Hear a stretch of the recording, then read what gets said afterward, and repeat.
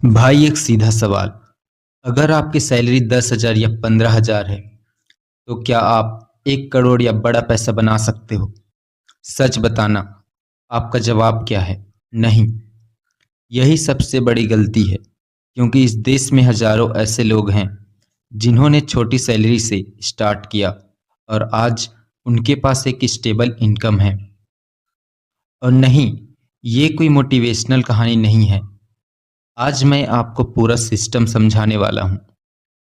Video के last तक आप एक रिच माइंडसेट, एक नई पॉजिटिव एनर्जी के साथ होंगे। तो पिछला वीडियो POMIS पर था और सब्सक्राइबर टारगेट था 20, जो पूरा नहीं हुआ। सब्सक्राइब कर दो यार, छोटे भाई को भी सपोर्ट करो। चलो सच्चाई से शुरू करते हैं।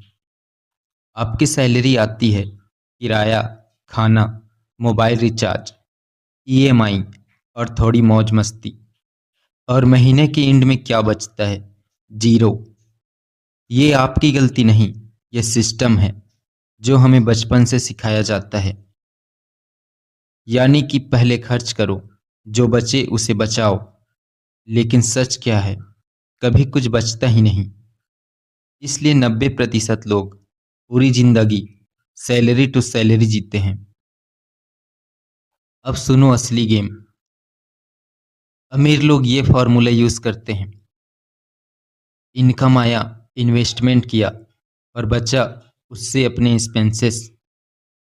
यानी सैलरी आई, सबसे पहले पैसा खुद को दो, मतलब निवेश करो। फिर बाकी जो बचा उसमें अपना गुजारा करो। ये सुनने में कड़वा है, लेकिन लाइफ बदल देगा। चलो एक उदाहरण से समझते हैं। अगर आप हर महीने सिर्फ 1,000 इन्वेस्ट करते हैं तो एक साल में 12,000। लेकिन असली मैजिक आगे होता है। अब आता है असली गेम चेंजर, कंपाउंडिंग का खेल। सीधी भाषा में आपका पैसा भी पैसा कमाने लगता है। अगर 1,000 हर महीने इन्वेस्ट करो और एवरेज 12% रिटर्न मिले तो 25 से 30 साल में ही लाखों नहीं करोड़ों बन सकता है। डिफरेंस क्या है? टाइम का। और जल्दी शुरू करने वाला हमेशा जीतता है। आप सोच रहे हो ये कैसे पॉसिबल है? आगे पता चलेगा, वीडियो में बने रहो। याद रखो, समय सबसे ताकतवर है, जो रंग को भी राजा बना देता है। और खुद पर भरोसा उतना ही जरूरी है। अब सवाल आता है, पैसा कहाँ लगाएं? एक, सेविंग अकाउंट, सेफ है लेकिन पैसा बढ़ता नहीं। दो, FD, ये भी सेफ है लेकिन बहुत ही स्लो है। तीन, mutual fund, SIP, best option for beginner. आप 100 या 500 से भी शुरू कर सकते हैं। अब ये मत सोचना कि 100 लगाकर करोड़पति बन जाएंगे, ऐसा नहीं होता। चार, स्टॉक्स। स्टॉक्स के लिए पहले सीखना जरूरी है, वरना जो कमाया है वो भी गंवा दोगे। गोल्डन रूल, एसेट खरीदो, लायबिलिटी नहीं। एसेट पैसा बढ़ाता है, लायबिलिटी पैसा खाता है। यहाँ इन्वेस्टमेंट एक एसेट है और आईफोन अगर शौक के लिए खरीदा है तो वो लायबिलिटी है। अब बात करते हैं प्रैक्टिकल अप्रोच पर, यानी कि जो हकीकत में होता है। स्टेप 1, इमरजेंसी फंड, 3 से 6 महीने का खर्च अलग रखो। स्टेप 2, SIP शुरू करो।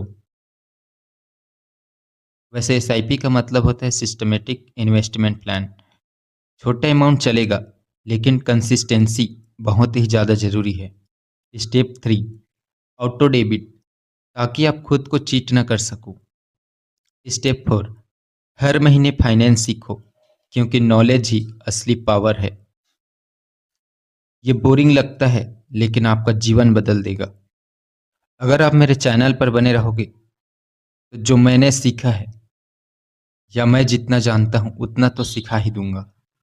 अंत में बस एक बात समझ लो, अमीर बनने के लिए ज्यादा कमाई नहीं, सही सिस्टम चाहिए।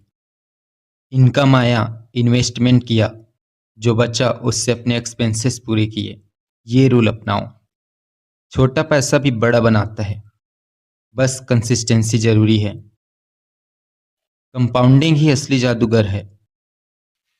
जल्दी स्टार्ट मतलब जल्दी ग्रोथ। सेविंग अकाउंट में पैसा नहीं बढ़ता, एसआईपी और एसेट में लगाओ। डिसिप्लिन सबसे बड़ा एसेट है।